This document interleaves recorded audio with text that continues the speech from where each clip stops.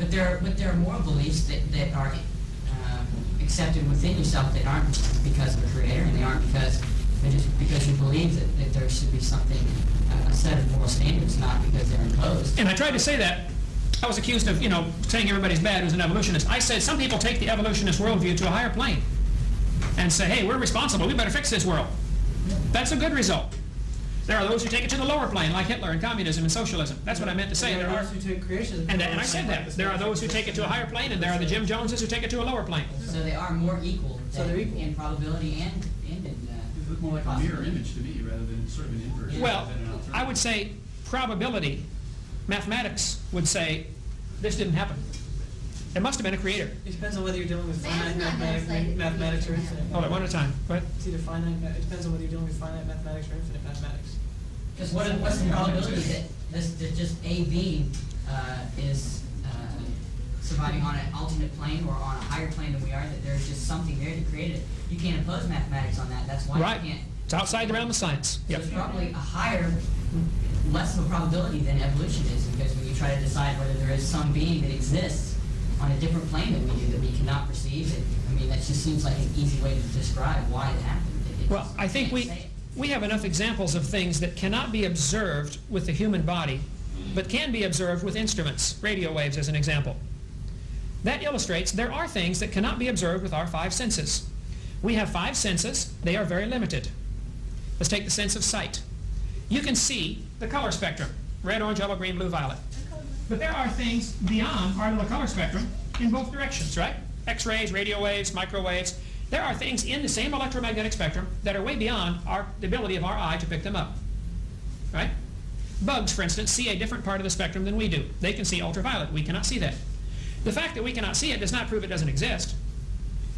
We may be able to get an instrument to detect it. But the difference being that we don't say that they're just, say, fictional D waves. We just say, okay, these exist. We can't see it. We can't prove it's there, but they exist. I mean, that's like saying God exists, but you can't tell. There's no physical way to detect it at all. Yeah, I see what you're saying. Well, The reason we believe if we those ways develop- is because But, but our knowledge of this spectrum expanded when we detected these other waves. Right, we didn't We just said, go oh, ultraviolet. we've run across an Sure. X-ray, let's put it here. We've run across ultraviolet, let's put it here. We didn't just say, it's all there, I know it's there because I believe it's there, and it just happened to be there when we finally well, found it. I would argue that the existence of X-rays was proven theoretically, or was demonstrated theoretically, before it was proven actually. No, that's Because- exactly the inverse. They were discovered accidentally when they generated them from Crookes tubes and they haven't exposed film in them. He was getting X-rays all along and didn't know what they were. Look at Madame Curie. She discovered that Okay, radiation X-rays is a bad didn't kill example. her, didn't She know died, what it right. was. X-rays is a bad example, but there are many things, existence of higher chemicals, for instance, beyond 92, that were predicted before they were seen. Right. Many have still never been seen, they just, because there was a link. Sure. They knew that there were existing elements Okay. and having something else. until we develop a prayer meter to detect God speaking to us, or us speaking to God, there is no way to detect that. Right. I'm saying it is pure religion. I've admitted it all along. Creationism is a religion. What I want is the evolutionists to admit they have a religion also. They don't know what exploded. They don't know who supplied the energy. They don't know how the life got here from dirt. And they don't know how the life began to all of a sudden be able to reproduce itself. Reproduction is a complex process. DNA is extremely complex. And if you're welcome to think that it happened by chance, but I'm saying we haven't observed it, nobody's been able to duplicate it in the laboratory. Making an amino acid is not making life. But there's no physical existence proving the existence of God either, I agree. except for human. I agree. So my whole argument is the way we're teaching our kids in our grade schools and junior highs and high schools is unconstitutional. We have a state-established religion. The taxpayers are all paying for this view and only this view to be presented. That's unfair, it's not right, and we ought to show both. Or if you can think of a third one, then let's show all three. I think if the kids are smart enough to know, somebody says, well, which brand of creation? Do you think the world came on the back of a giant duck that flew down here from some planet? Well, the kids could see, that's dumb. But if you want to teach that, then let's teach that. If there's 30 different varieties of creation accounts, well, then teach all 30. Why have we only included this one? The textbooks will say, second grade books. I got one packed away, but I got second grade book. Boys and girls, dinosaurs roamed the earth 70 million years ago. It'll say that like it's a fact in the second grade books. I've also Okay. seen, well, what about the the second grade You're book right, say it scientists should say believe scientists believe that. Yeah, they It should say, one theory is that dinosaurs roamed the earth millions of years ago. Another theory, which more than half of the U.S. population believes, more than half of the people believe, that dinosaurs did not roam the earth millions of years ago. That they've always been with man, and there may be a few still around. But the population is, I mean, that doesn't make it so. Believing does not make it so. I agree for evolution also. That's right. So why do we only teach this? Why does the second grade book say dinosaurs roamed the earth 70 million years ago when it may indeed not be true? But don't you think that they should be taught in two different subjects instead of in the same classroom? I think evolution is not part of science. This is part of a philosophy. Right. But it's been stirred in with science to the point where people think it belongs there. And the same analogy could be made where beer is always advertised at football games. Right? Beer has nothing to do with football. Show me what beer has to do with football. Or any sporting event. We'd be in real trouble. We'd be in real trouble if we limited ourselves to teaching only those things that we knew everything about.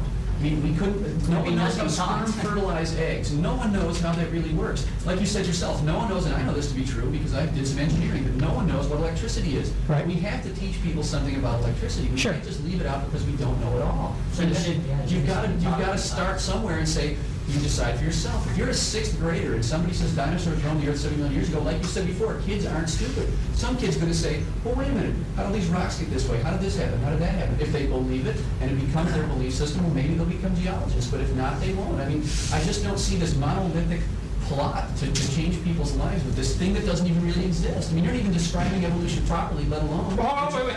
What have I described about evolution that is improper? You're claiming that it has this coherent view. You get 3 evolutionists in a room at any one time, and you'll have 3 different theories of evolution. Yeah, and they each can prove the other two are Well, wrong. that's right. So there is no monolithic view where they all say this or they all say that or all Same secondary with books Christians. say You get 3 dinosaurs. Oh yeah, get 3 Christians in a room too.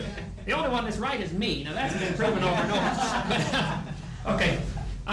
You know, that's my only problem. Is it's a straw man. You build this boogeyman No. and then you shoot it down, and it's just not the case. I think that we would have to go back to our definition of evolution. Is it microevolution? Then everybody agrees with that. As far as the macro theory of evolution, that this process started 20 billion years ago, this is the way it is presented. This is not scientifically supported.